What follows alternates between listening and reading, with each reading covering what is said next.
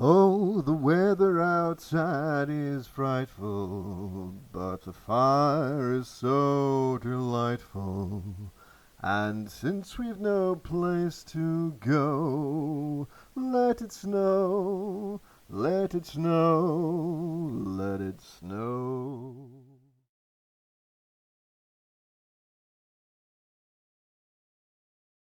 Welcome to KillCo. I am Mr. K. Today is day 18 on the Whiskey Tribe Advent Calendar, and I don't have that whiskey.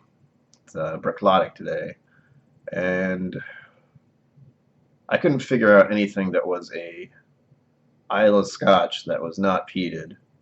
That's a tricky one. So I just went with the single malt Scotch, which I had since last year, which I never opened because it got buried by stuff. And it's this, which you already knew because you saw the thumbnail. Now this is officially an unboxing too. Yay.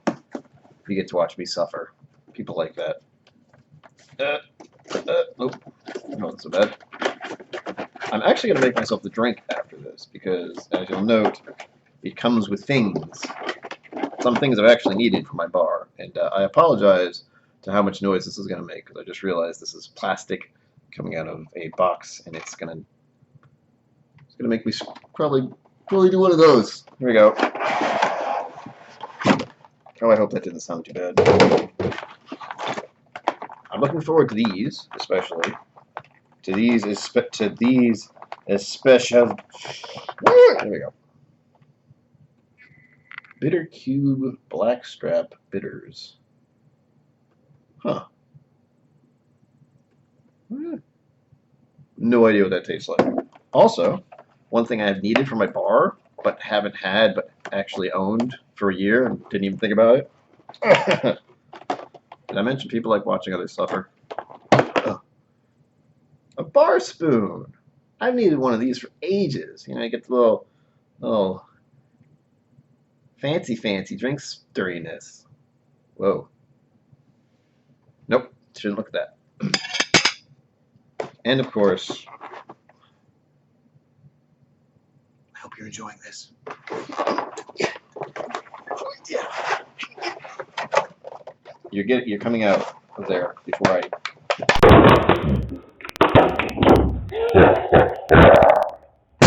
Oh, sorry. Forget how loud those noises are. Glenlivet single malt Scotch, Founder's Reserve.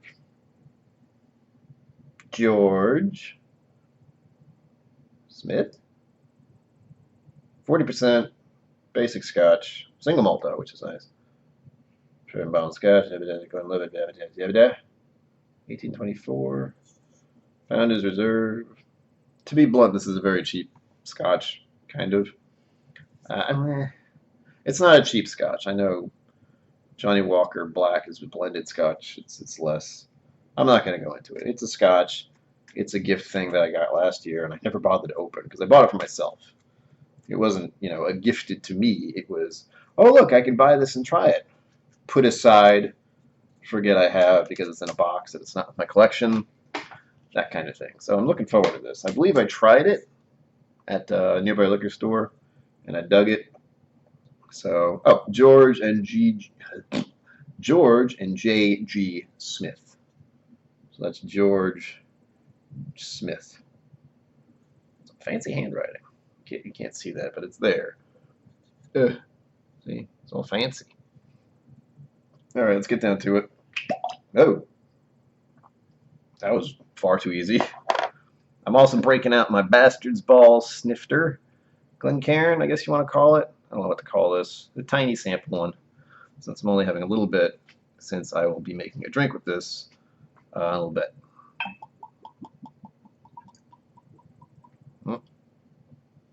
Not too much, not too little.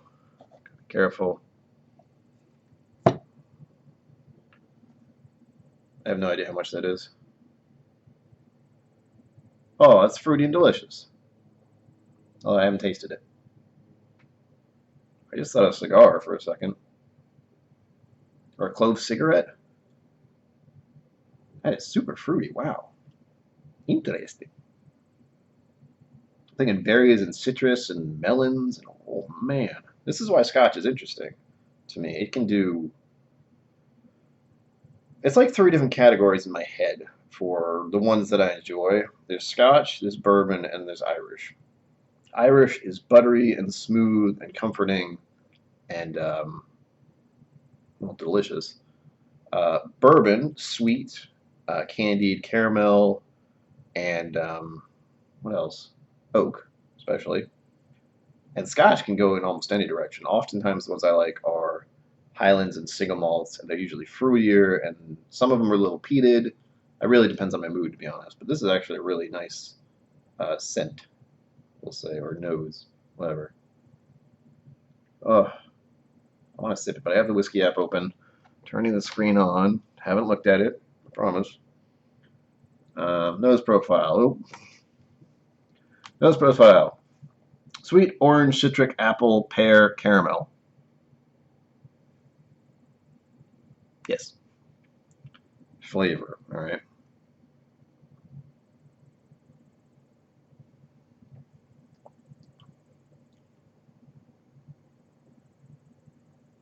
Yeah, that's a Scotch. How can I have the smell and the taste? It's more malt. A little thin, but again, 40%. The burning already happened. Felt it.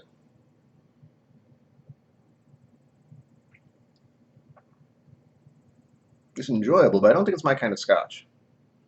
I still haven't quite pinned that down, but usually I just say it's Johnny Walker Black-esque. So it's usually very, just a hint of peat or a smoke or something to make it feel like a Scotch to me. If someone poured this for me and said, "What do you think it is?" I would not know. I wouldn't. I wouldn't be certain.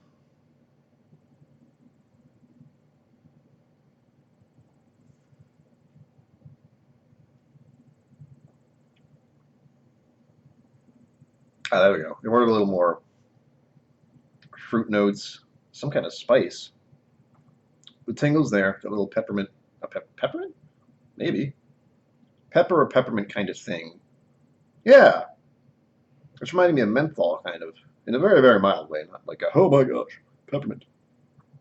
That's what I'd equate it to. If you've ever had cough drops or something, it gives me that. It reminds me of that. And not in a bad way, in kind of a minuscule way. And the way it sticks on your mouth, I suppose, is the best way to put it. That's what it says on the app. Flavor. Toffee, no. Pear, orange, caramel, apple, and vanilla. So I don't like the community notes. Some people either get stuff exactly like I would think, but some people get other stuff. Like I don't get any real fruit notes off of this. On the taste, that is. Smell, yes. Taste.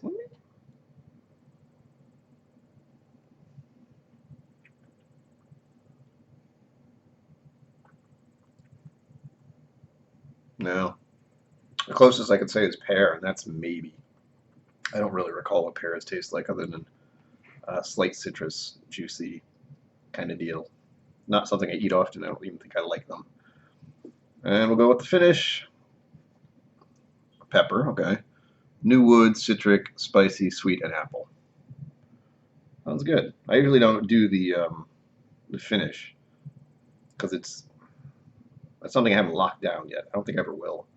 Because by the time it's like, all right, the nose, the taste, and then that's where I should be talking about the finish. But by then I'm already taking another sip. It does stick, it does linger, even though it does seem a bit thin to me. Not horrible, not bad. Just there's a certain texture in whiskey that I love, and I haven't pinned it down, but I believe it has something to do with higher proofs. I think, or possibly bourbons. I don't know. No, not because Redbreast 12 is my absolute favorite cast strength thing. Again, so I'm equating that texture towards a higher proof. Let's see what the official overviews are. Scotland Speyside, nothing like an Isla, but this could easily be. I could easily be fooled by this if someone handed it to me and said, "Yeah, this is an unpeated Isla." I wouldn't know, and that is why I didn't do that. For one, I don't have it. Two, Bruichladdich the Laddie is one of the unpeated kind of things they have, so it's very, very Scotch. And I thought, well, here's an excuse to open this thing. I've only had it for a whole year. And it is a single malt, so I opened this because it's also a single malt. That's about as close as I can get. A Scotch single malt. Close enough. Ah, that's a lot of talk. Color. I didn't go with the color in the last one, but it looked like a bourbon. So this is very light and yellow, actually. Considering how long it might have been in there, I don't even know. Does this tell me?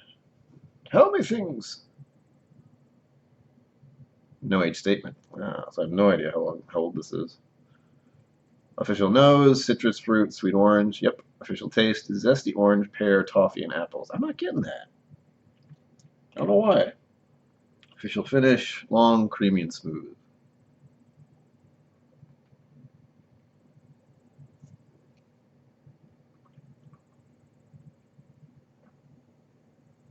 There is a sweetness which I might equate to fruit rather than to sugars. That even made sense. Like sugared candies, I get a lot from bourbons. This does remind me of a fruit sweetness. Can I nail down a certain fruit? Not really, other than maybe pear, vaguely apple, maybe. But again, my palate is not, we'll say, advanced. It is depressed, especially at this time of year. That's the one problem I have with this is it's not easy to go over these once it's so dark so early and stuff like that. Whole other video, might do that someday. Yeah, oddly enough, the finish, even though it seems light on the tongue on your initial sip, it lingers. It might have something to do with the oils or just the fact that it's Scotch. I don't know. Anyway, I'm trying to make these short, and I'm also tired still. I am going to try the mixed drink that was on here. Let me see if I can tell you what it is at least. Oh, it's got the palette and everything on here. Let's see if it's the same. Nose, citrus fruit, sweet orange. Nose, citrus fruit, sweet orange. It's copied off the box. Palette, zesty orange, pear, caramel apples. Zesty orange, pear, toffee apples. Ah, close enough. Toffee, caramel. Same thing. Finish long, creamy, smooth. Enjoy with friends. They just copied it off the side of the box. I'm glad I didn't see that. It could have thrown me off. Old-fashioned is what this is supposed to be. A-U-L-D. Old. Sounds very holiday-esque. Ingredients: 3-part Founder's Reserve, 3 dashes bitters, 1 teaspoon water, and 1 sugar cube. Oh, that's why I bought this. I forgot. I was just starting to get into old fashions, or at least the idea of blending and mixing drinks, thanks to hold on, How to Drink, who I will link up here somewhere. His channel is very popular, and he has many more viewers than me, and I find him entertaining. So go there if you find this even mildly interesting. He does much more advanced videography. But I'm going to make myself one of these drinks now. So, until next time, doesn't feel quite right with this size glass, but launch it.